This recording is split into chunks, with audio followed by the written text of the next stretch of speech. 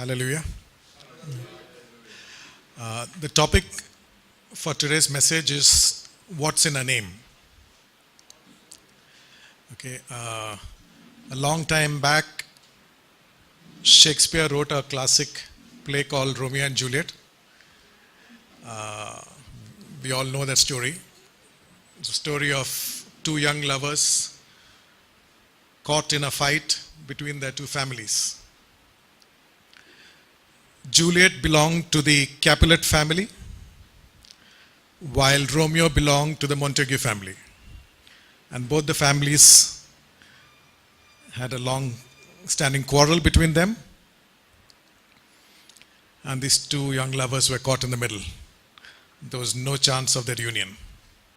So there's a particular line in Act 2, which only probably Shakespeare could have written, where Juliet is telling Romeo, she asks him to give up her father and give up his family name, and that she too would give up the Capulet name, which is her family name. And then she says this line, what's in a name? That which we call a rose by any other name would smell as sweet. Okay? What's in a name? That which we call a rose by any other name would smell as sweet. Clearly, if you had called the rose a shoe, it would smell just as well. Yeah. So, to an extent, she's right. Okay. But when you come to the Bible, the name is very important. Especially the name is very important. Okay. To set the stage, he has called us by name. Okay, he didn't make a general announcement. He did make a general announcement to the world, but then he called us by name. And today I'd just like us to just meditate a bit on his name. Okay, and so I'll just like to begin by just sharing a couple of reasons why we need to study the name of God. And then I'll talk about a few personal examples. And finally, we'll take just one name of God, and we'll look at that in a little bit of detail. So the first thing, why should we study the name of God? I'll give you 3 reasons. The fact is that any one reason would be good enough. We really don't need 3 reasons, why we should study the name of God. The first reason is because of the inherent greatness of the name of God. Okay? Because of the inherent greatness of the name of God. Psalm 8 verse 10 says, O Lord our God, how majestic is your name in all the earth. Some other versions have it, how excellent is your name in all the earth. So in all the earth, there is one name that is truly majestic, that is truly excellent, and that's the name of the Lord. And the psalmist says, O Lord, our Lord, how majestic is your name in all the earth. Psalm 75 verse 1, okay, for this I use the Message Bible. The Message Bible is really not a literal translation, but it's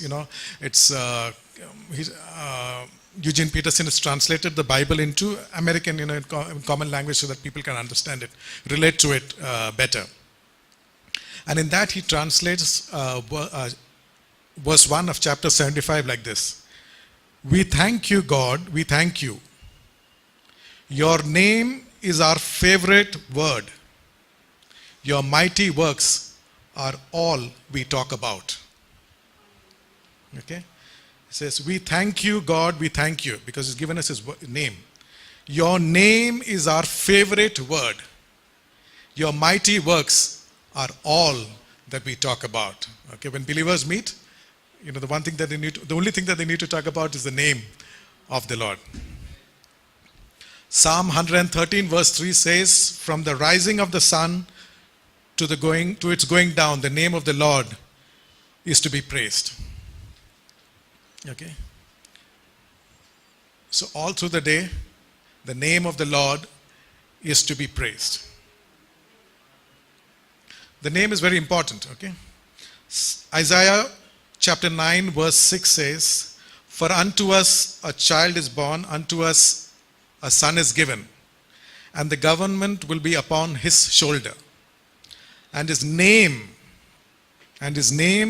will be called Wonderful, Counselor, Mighty God, Everlasting Father, Prince of Peace." If we just knew his name as Wonderful, that would solve all our problems, right? He's wonderful. For every problem that we have, he's wonderful, But God has given us five names there. God is very clear about how we should treat his name. In Exodus chapter 20, verse 7, he warns the Israelites, and us through Moses.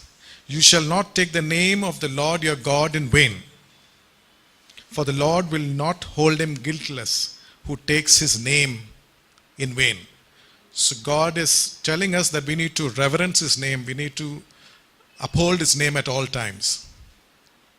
Today I was just checking the meaning of Jesus in the Oxford Dictionary, and two meanings came up. Okay? And I'm saying that with reference to this particular warning from God, that you shall not take the name of God in vain. The Oxford Dictionary describes it in two ways. One, and I checked it online, so maybe your hard copy dictionary may have some other meanings too, but there were two meanings that I could find. One, Jesus, central figure of the Christian religion. That's one definition of the word Jesus. Number two, an oath or a swear word used to express irritation, dismay, or surprise. Okay? This is how the dictionary defines Jesus. And God has warned us in Exodus chapter 27 and chapter 20 verse 7 that we should not take the name of God in vain. Okay? Actually, unbelievers take the name of God more often than most believers. Every second word is often, they're calling on the name of God in vain though. So the first reason that we need to study God's name is because there is inherent greatness in the name of God. The second reason why we need to study the name of God, and to be interested in the name of God and to get engaged with the name of God is because Jesus himself commanded us, taught us that we should do so. In the song that we just sang, Our Father in Heaven, the next line is actually, "Hallowed be your name." Okay? So the first act that he wants all of us to do is really to hallow his name. In John chapter 12, after Jesus was anointed by Mary, and then he's moving into that triumphal procession into Jerusalem, and his time is now come, and then he asked this question, "Now my soul is troubled, and what shall I say? Father, save me from this hour. But for this purpose I come to this hour." And then he says these lines, "Father, glorify your name." And then a voice from heaven comes saying, "I have both glorified it and will glorify it again." Part B of that is, not only does Jesus instruct us to honor and to glorify and to hallow the name of God, he also, through what he did on the cross, gave us that very same name. Once we were strangers and foreigners. Now we are fellow citizens with the saints and members of the household of God. In chapter 1 of Ephesians, it says we were predestined to adoption. When you're adopted into a family, then you take on the name of the head of the family.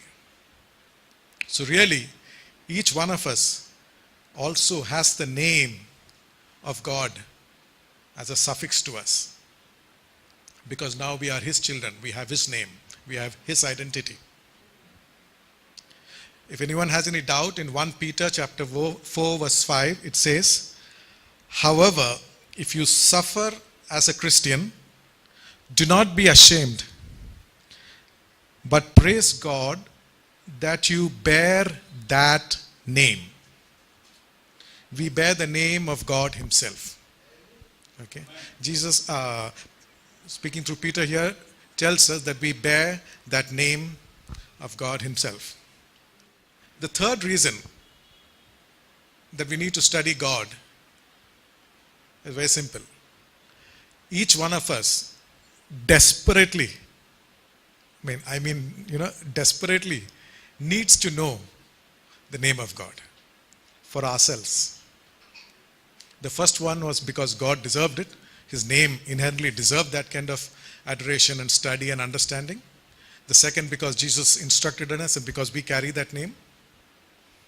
Third, because we desperately need to know that name. Psalm 124 verse 8 says, our help is in the name of the Lord who made heaven and earth. Our help is in the name of the Lord. There's another verse coming in after this. Verse 15 of Psalm 91. Okay? If you know this one verse, we'll have incredible reassurance for our lives. We will have incredible reassurance for our lives. It says there, because he has known my name, I will deliver him. For the simple reason that you have known his name, God is promising, he's saying, I will. It's a very affirmative statement. Because he has known my name, I will save him. I will deliver him. In fact, that one verse is enough, to carry us through life. Anytime you have a situation, call on that name. And because you know that name, he will deliver us. The next chapter, Psalm 116. And a few verses I'll read from there, just selected words.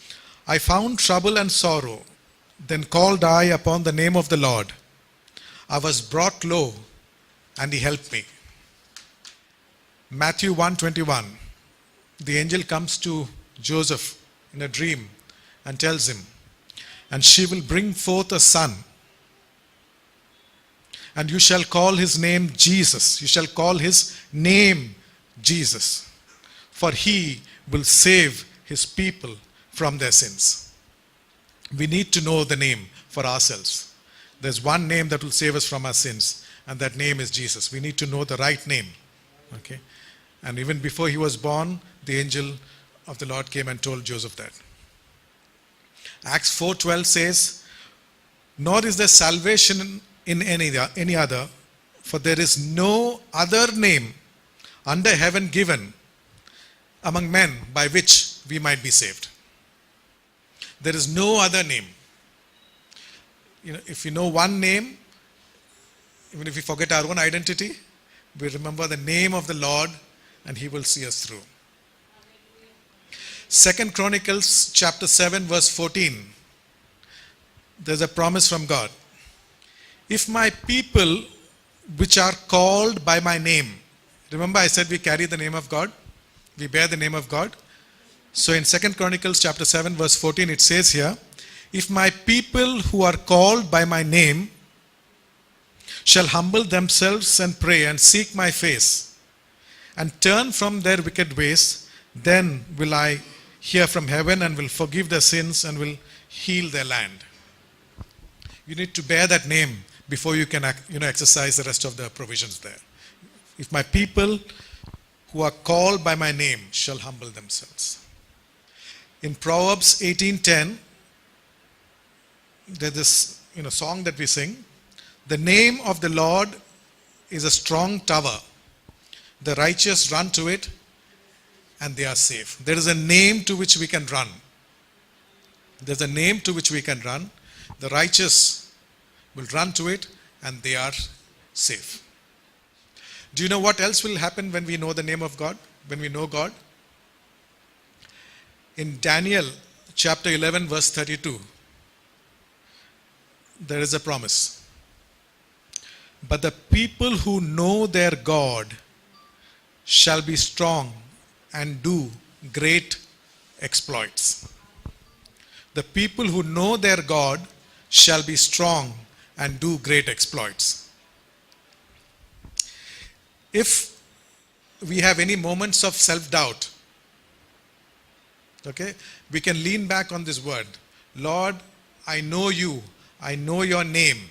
And your word reassures me that the people who know you will be strong and that we shall do great exploits. I believe even as we expand into Kakinada area and and God's laid that vision on this church for Greater Cochin, I believe that's part of this promise playing out. The people who know their God shall be strong and do great exploits.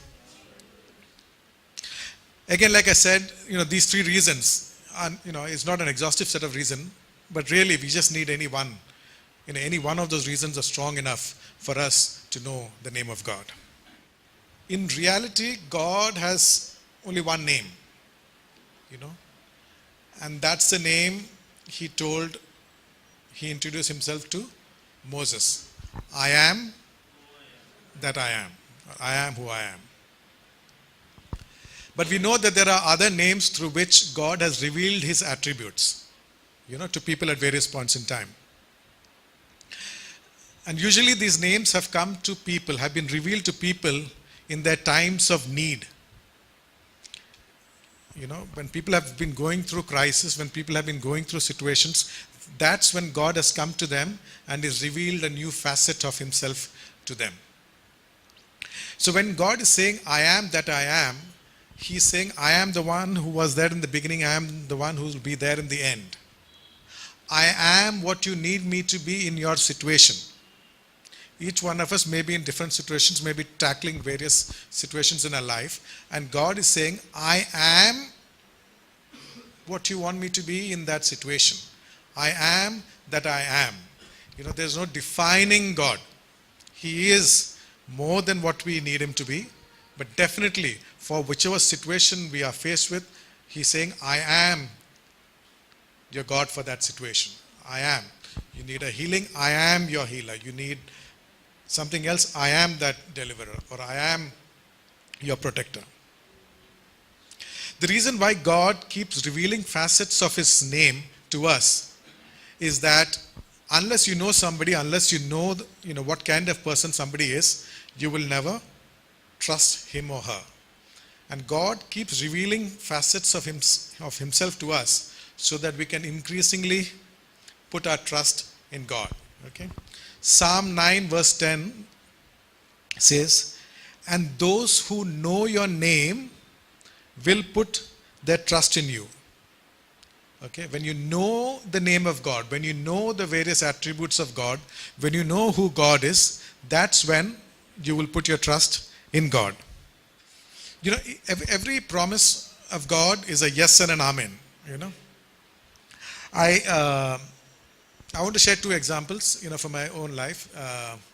I really don't want to share this, but today morning when I was sitting, just going through my Bible, just felt the inspiration that I should lead. So this is for no other purpose, but just, because I think he inspired me, because I was not thinking of this at all. And just to build up on, on the story. In Job chapter 36 verse 7, it says, he does not withdraw his eyes from the righteous, but they are on the throne with kings, for he has seated them forever and they are exalted. Okay, Job chapter 36 verse 7. I'll repeat that. He does not withdraw his eyes from the righteous, but they are on the throne with kings, for he has seated them forever and they are exalted. Psalm 113 verses 7 and 8 says, he raises the poor out of the dust and he lifts the needy out of the ash heap. Okay? The poor were in the dust and the needy were in the ash heap. You can't sink much lower than that. Okay? That he may seat them with princes, with the princes of his people. Okay? God is a God who exalts. God is a God who raises people from the dust and from the ash heap, and he seats them with princes. Okay? The princes of his people. So in 96, sometime I was, in a slightly difficult patch, and, God moved us suddenly out of India to Dubai with absolutely no no effort on my part actually. It just happened, like within a matter of 1 week I was there. And, to set up some business for my employer there. And within a month later, my boss calls me and says, go and do the same thing in Abu Dhabi. So I go to Abu Dhabi, and after a week, President George Bush, Senior, is coming there. Okay, my employers have invited him to meet with really the creme la creme and the big shots of society there. And because I am there, okay, my boss says you also attend the dinner. So it's not often that you get to have dinner with. There are many other people, But when it happened, this verse came to me. He will seat you with prince and people. It's happened a couple of other times after. Once I was traveling, and next to me was the somebody from the ruling family of Sharjah, and we were just talking. He will seat you with princes. He will seat you with princes. And it's happened quite a few times. It says in Psalm 91 verse 14. Because he has set his love upon me, therefore I will deliver him.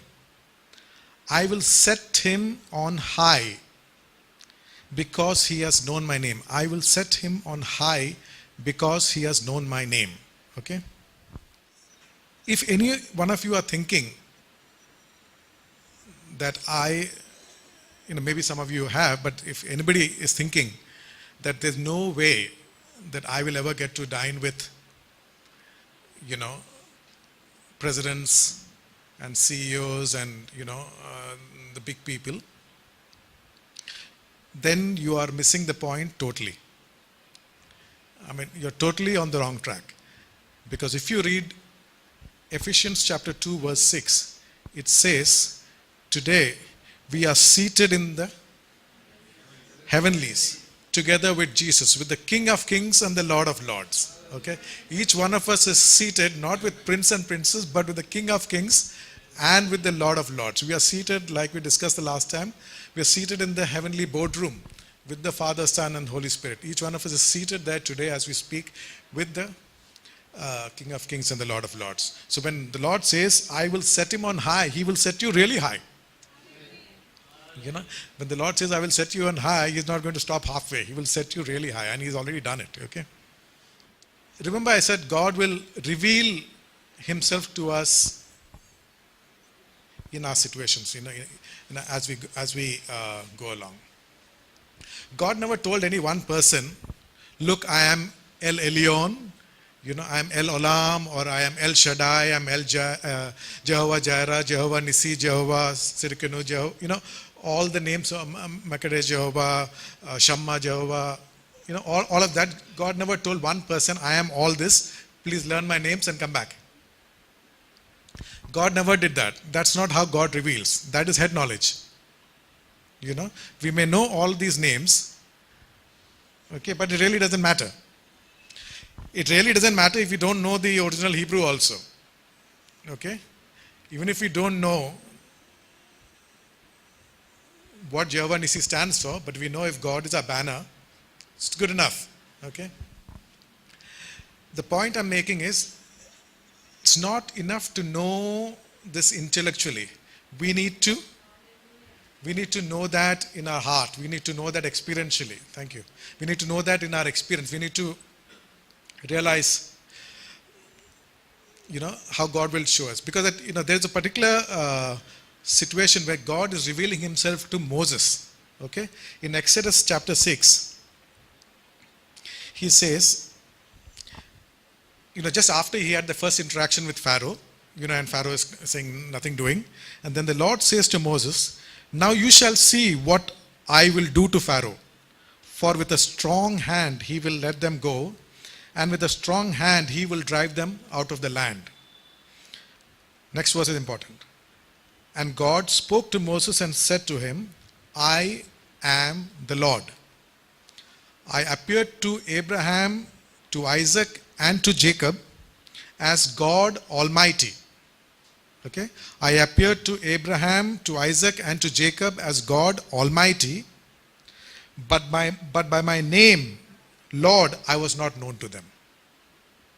So this revelation of God as Jehovah is a revelation that God is giving Moses. Neither Abraham nor Isaac or Jacob knew. But in that particular situation where the Israelites, in vast numbers, had to be freed, these people needed to have faith that they are serving a mighty God who has got facets to him that they have not known yet, that he is the one who will deliver them. Then God shows them a side of him which will give them enough faith to trust in him. You understand? Till then they did not need that kind of revelation of God. But when they were faced with the situation of having to get out of Egypt, out of the clutches of Pharaoh, who was determined not to let them go, God intervenes and reveals a facet of him to Moses and to the Israelites, saying that I have shown myself variously at various points in time. El Shaddai as Jehovah Jireh to Abraham. Okay, I have shown myself likewise to Isaac and to Jacob. Okay, but by my name, the Lord, I was not known to them. Okay. You will not, we can learn those names like I said, but there will, but when you are in a situation, okay, there will be, the moving of the curtain.